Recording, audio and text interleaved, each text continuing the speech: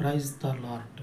స్తోత్రార్హుడయ్యుండి కృప చూపించే పరలోకపు ఇమ్మానుయేలు దేవునికి ప్రార్థన.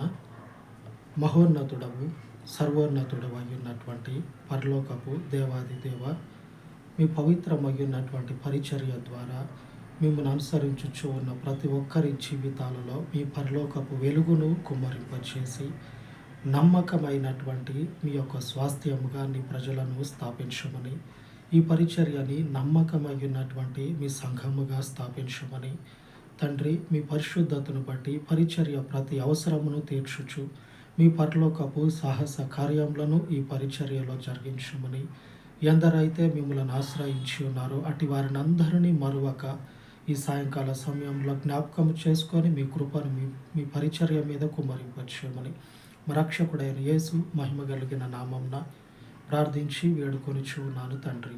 ఆమేన్, ఆమేన్.